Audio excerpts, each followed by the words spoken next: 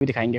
तो भाई बताएगा ज़रा इस टैंक के अंदर क्या कैपेसिटी होगी अंदाज़न? ये 40 फीट डायमीटर का टैंक है और इसकी कैपेसिटी स्पीशीज़ के हिसाब से डिफरेंट है। 3000 to 7000 सीड इसके अंदर स्टॉक हो सकता है, डिपेंडिंग ऑन के कौन सी स्पीशी हम डाल रहे हैं। तो चलती है तिलापिया 500-600 ग्राम की चल जाएगी। और उस टाइम पे जो रेट होगा तो एक अंदाज़न क्या बंदा प्रॉफिट एक्सपेक्ट करेगा 2.5 लाख की उसके ऊपर? ये 2.5 लाख रुपए की 300 से लेके के 500-550 रुपये तक का इसका रेट चलता है। तो अंदाज़न कितने तक का माल बिकेगा अंदाज़न मोटा मोटा? अगर आप कम से कम भी 9 लाख रुपए का, ज़्यादा से ज़्यादा 15 लाख रुपए का, यानी कि है मार्जिन है। अगर 3-4 लाख रुपए पालने के बाद एक अच्छा रेट मिल सकता है। किस्म की धूप हो रही थी, इतनी धूप के तरह शक्ल दिखाने का दिल नहीं कर रहा था। अपना अजीब बंदा ऐसा हो जाता ना, कहते हैं जब वो होती है धूप होती है तो। लेकिन भाई अभी इतनी तेज़ बारिश हो रही है कि सामने कुछ नहीं दिख रहा। बाहर जो ये हमारा पूरा एक प्रॉपर दरिया चल रहा है ना अपनी फुल ज़ोरों शोरों से, ये बहुत ही से कहते हैं ना ख़तरनाक चल रहा है। और मैं आपको पर्सनली बताऊं भाई, इसकी हाइट जो है वो कम से कम 5 फीट है। यहाँ से जो है ना कम से कम 5 से 6 फीट है। अगर बंदा इसमें गिरा तो अल्लाह हिफाजत करे उसकी। अस्सलामुअलैकुम and welcome back to another episode. आज की दोस्तों उम्मीद करते हैं कि आप सब लोग खैरियत से होंगे। तो भाई आज जो है ना एक फार्म से हमारी वीडियो शुरू होगी। एक भाई के पास हम आए रॉयल रेंज के नाम से, और इनका जो है ना यहाँ पे एक बड़ा प्यारा सा सेटअप है। आपको ज़रा दिखाते हैं सेटअप, और कुछ चीज़ें विज़ें डिफाइन करने के बाद इंशाल्लाह फिर आपको दिखाएंगे अच्छे से। पर जो सिचुएशन है ना वो ये है कि बायोफ्लॉक्स के तकरीबन 3-4 टैंक्स हैं। उसके अलावा जो है वो एक जगह सेटिंग बन रही है उसकी सामने मुर्गियों के सेटअप की, और उसके अलावा जो बन रही है ना वो बन रही है सामने बकरे वगैरह की। तो भाई मौजूद है, भाई से कुछ अपडेट लेंगे। भाई की पर्सनल रीज़न के हिसाब से फ़िलहाल शक्ल वगैरह नहीं दिखा रही, लेकिन इंशाल्लाह नेक्स्ट टाइम कभी दिखाएंगे। तो भाई बताएगा ज़रा इस टैंक के अंदर क्या कैपेसिटी होगी अंदाज़न? ये 40 फीट डायमीटर का टैंक है और इसकी कैपेसिटी स्पीशीज़ के हिसाब से डिफरेंट है। 3000 to 7000 सीड इसके अंदर स्टॉक हो सकता है, डिपेंडिंग ऑन के कौन सी स्पीशी हम डाल रहे हैं। तो जैसे कि अभी आपने कौन सी डाली हुई है? अभी हमने तिलापिया डाली हुई है। ये अभी तिलापिया का इसमें हमने 4000 सीड्स जो है ना वो स्टॉक किया हुआ है। अच्छा, और इसकी जो हाइट है वो कितनी है? हाइट 4 फीट होती है। 4 फीट? ये आपने वैसे कम नहीं रखी हुई, मेरे हिसाब से ज़्यादा नहीं होती? नहीं, 6 feet, 7 feet standard height 4 feet ही होती है। सही है। और डायमीटर इसका 10 feet, 20 feet, 30 feet, 40 feet depend करता है आपके क्या है। और आपने 45 डायमीटर रखा हुआ है? 40 है। 40 है? 40 अच्छा खासा बड़ा है। खैर मैंने फर्स्ट टाइम यकीन करें नोट करें इतने बड़े बड़े। मैंने 1-2 फीड मिल्स के अंदर भी देखे हैं बने हुए। ये जो लोग जानते हैं हमारी क्लास के तो लड़के पहचान करके कौन सी फीड मिल के अंदर है, लेकिन ये कि इतने बड़े टैंक देखे आप लोगों ने। लेकिन भाई बेहतरीन है। और इसके अंदर ना तकरीबन बताऊँ वैसे कितने टैंक है आपके पास? 4। चले वैसे एक आइडिया के लिए कि इनिशियल इन्वेस्टमेंट कितनी आ जाती है एक टैंक के ऊपर? ये एक टैंक के ऊपर अगर आप 40 फीट का टैंक बनाते हैं तो तकरीबन 7 लाख रुपए का एक टैंक पड़ता है आपको। 7 लाख रुपए का? और अंदाजन मछली की ड्यूरेशन 7-8 महीने? मछली ड्यूरेशन 7 से 8 महीने होती है। और क्या टोटल कॉस्ट आ जाती है 4000 सीट पे? 4000 सीट पे अगर आप अगर सिर्फ सीट की बात करें तो सीट जो है वो आपको मिलता है 5 रुपये पर इंच के हिसाब से। सही है। ठीक है, तो डिपेंड करता है आप कितना बड़ा सीट खरीद रहे हैं। 1 इंच से लेकर के 5 इंच तक का आपको सीट मिलता है, इससे बड़ा सीट नहीं मिलता है। सही है। हैचरी से। और पर मंथ इसकी कोई 15,000 रुपये की जो है ना वो कॉस्टिंग आ जाती है अगर आप बड़े टैंक में जो है 15,000 रुपये करीब? जी पर मंथ। यानी कि टोटल कितना हो गया?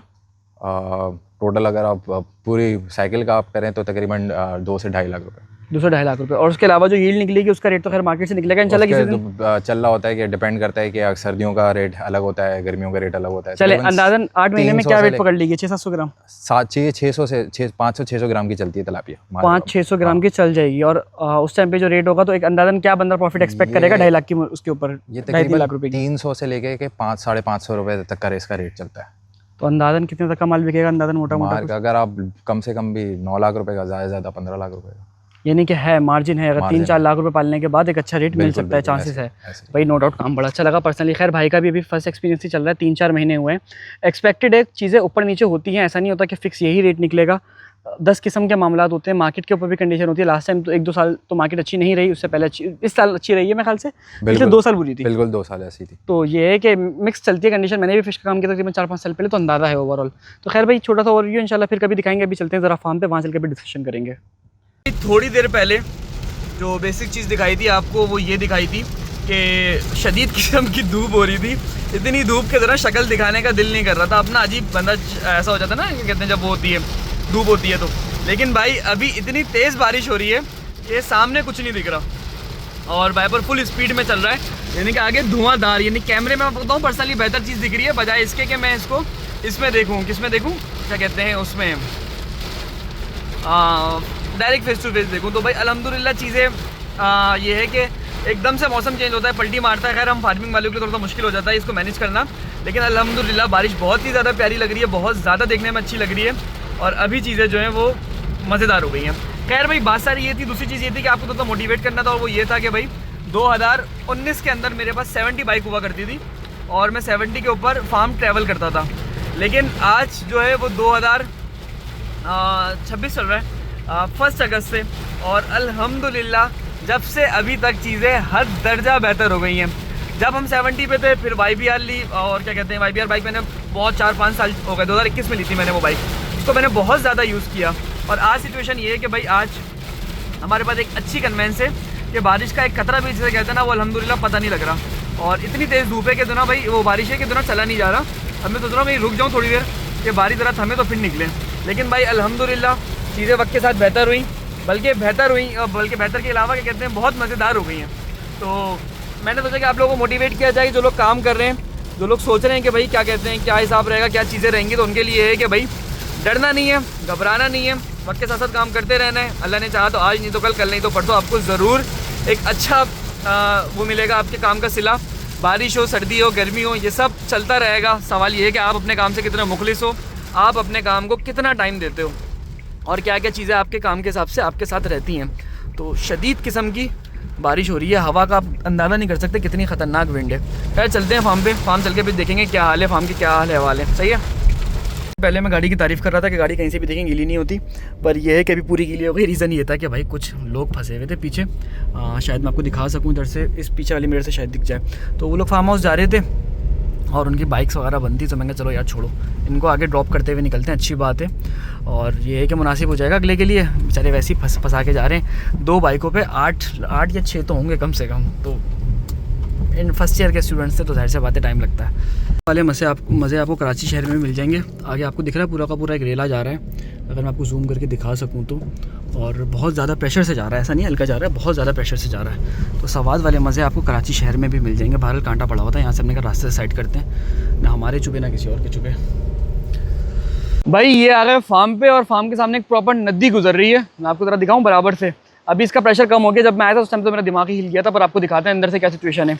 सबसे पहले एंटर होते ही आपको क्या कहते हैं, ये एक जगह मिली छोटी सी, उसके बाद आप अंदर आए, तो अंदर आने के बाद सिचुएशन ये है कि भाई जो फीडिंग रूम है हमारा ये वाला, उसके अंदर भी अल्हम्दुलिल्लाह भरपूर पानी है। पर कमाल की बात ये है कि सिर्फ और सिर्फ बुरादे के थैले पड़े हुए हैं, फीड के सिर्फ 2 बैग अंदर हैं, बाकी सारे फीड मैंने पता नहीं अल्लाह के हुक्म से परसों मंगाई थी, तो मैंने यहाँ पे शेड के अंदर रखवा दी थी, वरना वो सारा काम ख़राब हो जाता, सारी फीड गीली हो जाती और फिर हम फंस जाते बुरी तरीके से।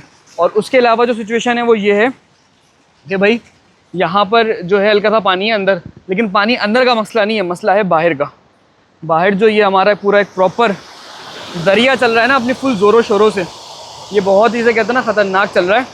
और मैं आपको पर्सनली बताऊं भाई, इसकी हाइट जो है वो कम से कम 5 फीट है, यहाँ से जो है ना कम से कम 5 से 6 फीट है।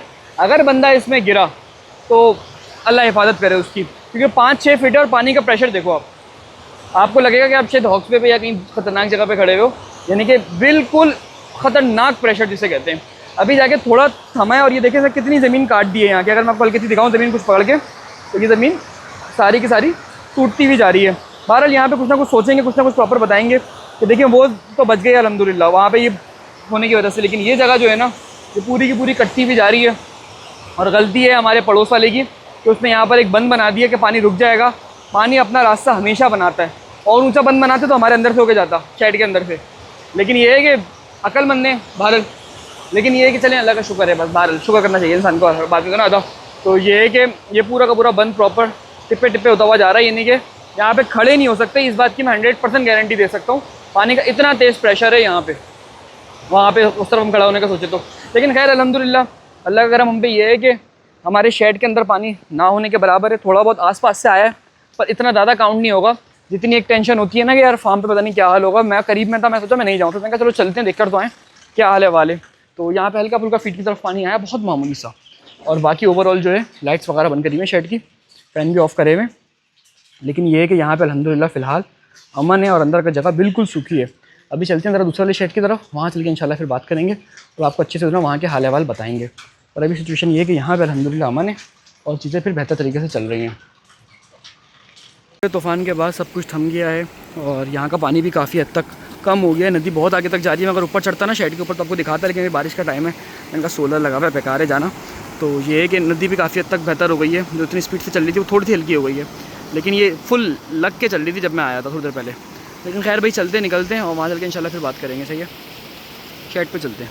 बात है, अगर हम किसी सवात वगैरह की जगह पर होते, सवात या कहीं कश्मीर में, और हमारे फार्म के पास से एक ऐसा नेचुरल सा झरना गुजर रहा होता है जिसे लोग नाला कहते हैं वो लोग वहाँ के पहाड़ी इलाके, तो कितना मज़ा आता है, कितना ज़्यादा मज़ा आता। खैर हज़ारों ख्वाहिश ऐसी कर ख्वाहिश पे दम निकले वाली बात है ये। चलते हैं ज़रा फिर और फिर देखते हैं कि ज़रा आपको दिखाएं रिजल्ट्स कैसे निकल कर आए ख़तरनाक करके, और रास्ते का क्या हाल हो गया। खैर मैं इसके लिए अब मेंटली तौर पर प्रिपेयर था, लेकिन ये था कि चलो बारिश के बाद ज़्यादा तबाही होती है इन इलाकों में। वजह ये होती है कि जो पीछे का पानी आप देख रहे हैं ना रेले की सूरत में जो जा रहा है, ये नीचे दिख रहा होगा आपको, साइड से आपको दिखाता हूँ ज़रा।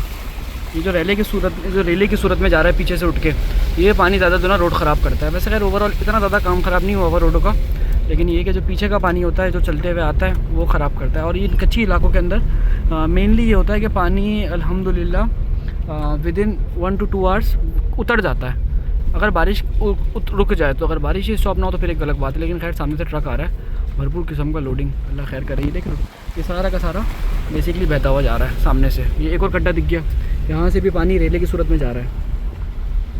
भाई लास्ट टाइम जब व्लॉग रिकॉर्ड हुआ था तो मैंने कहा था कि मैं शेड की तरफ जा रहा हूँ। ये व्लॉग थोड़ा सा लंबा हो गया जानबूझ के, लेकिन शेड की तरफ जाते जाते मुझे याद आया कि मुझे वहाँ पे कुछ काम है, और वहाँ पहुँचने के बाद मुझे इतनी देर लग गई कि मैंने कोई व्लॉग का पार्ट रिकॉर्ड नहीं करा।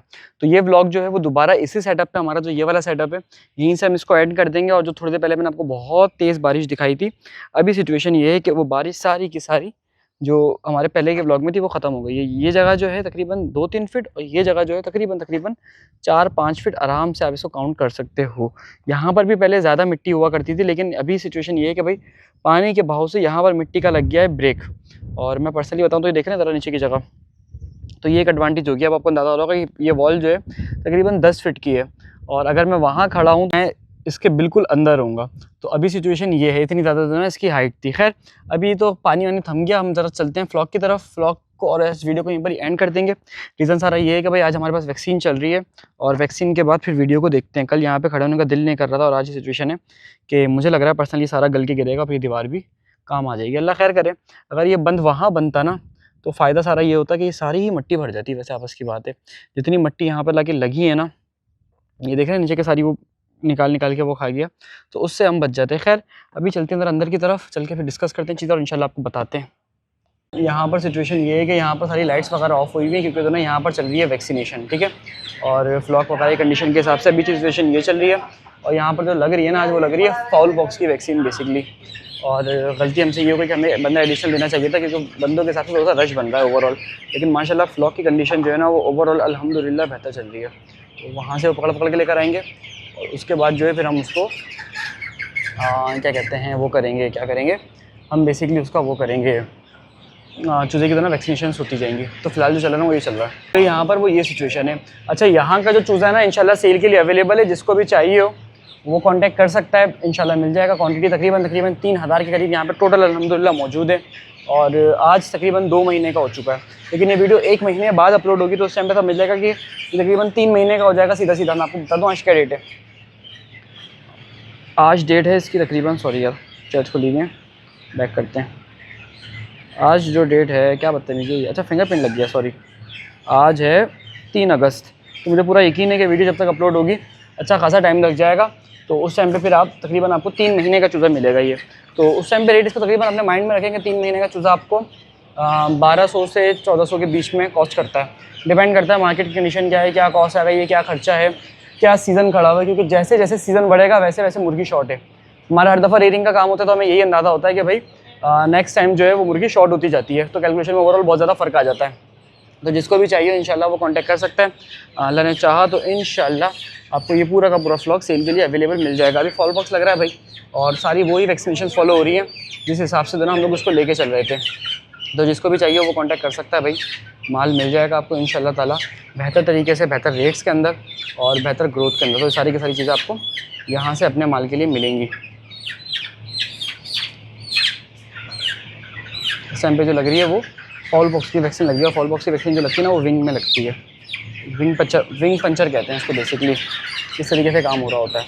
तो बस वीडियो में बड़ी एंड कर देंगे इंशाल्लाह। अल्लाह ने चाहा तो नेक्स्ट वीडियो में किसी दिन डिस्कस करेंगे। आज की वीडियो बहुत गिच मिच हो गई है, तो मेरा अपना दिल भी नहीं कर रहा है कि मैं इसको मज़ीद लॉन्ग करूँ। इंशाल्लाह ताला नेक्स्ट किसी ब्लॉग के अंदर बात करेंगे उसके ऊपर टॉपिक्स पे और इस वीडियो को इंशाल्लाह अगली दफ़ा देखते हैं, सही है।